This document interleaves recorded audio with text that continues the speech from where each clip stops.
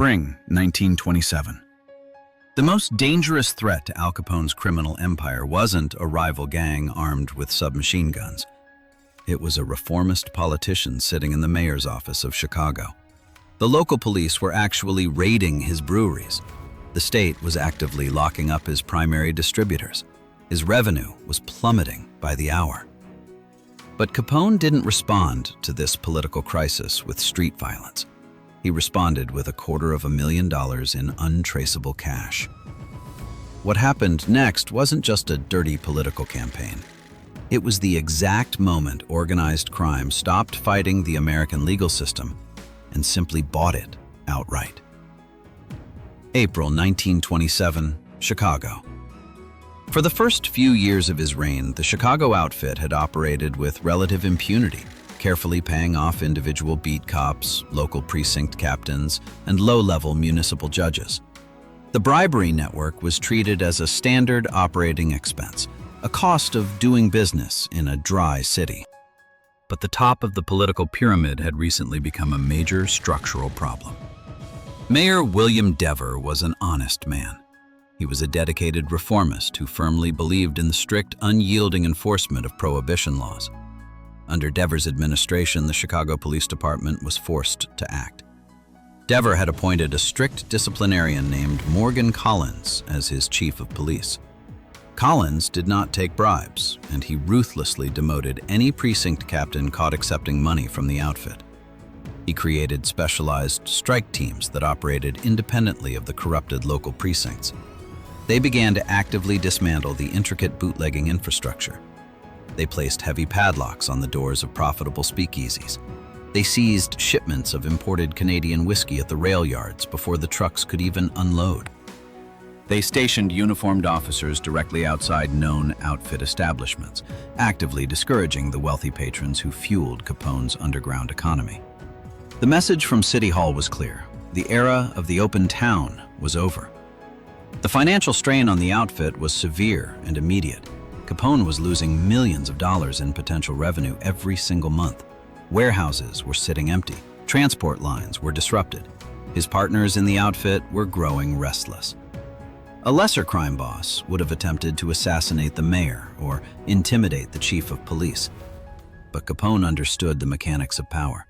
He knew that murdering an honest politician only turns them into a martyr, inviting federal intervention. You cannot shoot a mayor and expect to keep your breweries open. He needed a structural solution. He needed to legally replace the man at the top. He needed a mayor who would willingly look the other way. He found his perfect candidate in William Hale Thompson. Big Bill Thompson was a former mayor of Chicago, a flamboyant, famously corrupt politician who had been voted out of office years prior due to widespread scandal. Thompson was a political showman. He wore a Stetson hat indoors, posed with exotic animals for newspaper photographers, and built his platform on bizarre populist rhetoric. He publicly threatened to punch the King of England if he ever visited Chicago. But more importantly for the outfit, Thompson openly promised a wide-open town if the citizens returned him to power. He was exactly what the underworld needed. A politician who treated the law as a mere suggestion and public office as a theatrical performance. But there was a significant obstacle. Thompson's political machine was out of money. The reformists held the clear financial advantage. The honest citizens of Chicago, the business leaders, and the temperance movement were funding Mayor Dever's re-election campaign. They wanted a clean city, and they were willing to pay for the advertisements and the organizing to keep Dever in office. To put a corrupt man back in power, Capone had to outspend the honest citizens of an entire city. Capone arranged a private, unrecorded meeting with Thompson's key campaign managers. He didn't offer vague endorsements or promises of future favors. He offered immediate capital. He handed over $250,000 in cold, hard cash. In 1927, this was an astronomical sum, equivalent to millions in modern currency. It remains one of the largest single undocumented political donations in the history of American municipal elections. The logistics of moving this much money required multiple armored vehicles. It was delivered in heavy leather suitcases stacked with bound bundles of small denomination bills to avoid any suspicion from federal bank regulators. This money wasn't intended for radio advertisements or campaign flyers. It was intended for the streets. The cash flowed directly into the political wards. It was used to buy the unwavering loyalty of precinct captains. It was used to hand out crisp $5 bills to destitute voters outside the polling stations.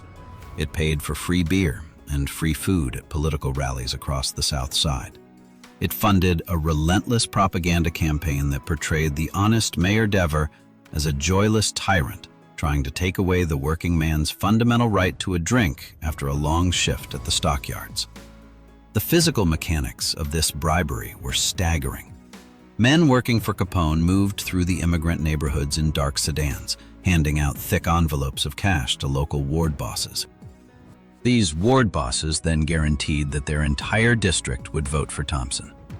If a specific neighborhood usually leaned toward the reformist candidate, Capone's men simply doubled the payout. They rented out entire banquet halls to host free dinners for thousands of undecided voters, paying the restaurant owners directly from the suitcases of cash. The election became an open auction, and the outfit was the highest bidder. Capone bankrolled an entire shadow government. He treated the election of the mayor exactly the same way he treated the hostile acquisition of a new brewery. It was a business investment, and he expected a return. April 5th, 1927, Election Day in Chicago. The money alone wasn't enough to guarantee a flawless victory. Capone needed to ensure that the physical act of voting went his way, without any interference from the reformists or the remaining honest police officers loyal to Chief Collins. He mobilized his street enforcers. On election morning, armed members of the outfit arrived at polling stations across the city. They didn't wear masks or hide their faces. They wore tailored suits and carried handguns openly in their waistbands. They drove in convoys of identical black sedans, slowly circling the blocks where the voting booths were located, creating an undeniable atmosphere of intimidation. Their tactics were precise and effective. They intimidated voters who were known to support the reformist candidate, turning them away at the door with quiet threats. They physically removed election judges who refused to accept fraudulent, pre-marked ballots.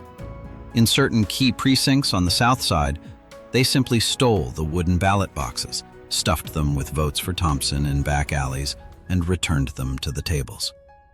They operated with a sense of untouchable authority.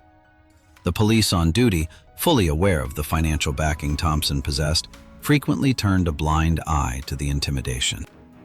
The officers on the street knew the political reality. If Thompson won the election, the men standing by the ballot boxes with the guns would become their new bosses. Intervening in the fraud was a career-ending move. The few officers who did try to stop the tampering were quickly reassigned or ignored by their superiors. The voting process wasn't a democratic exercise.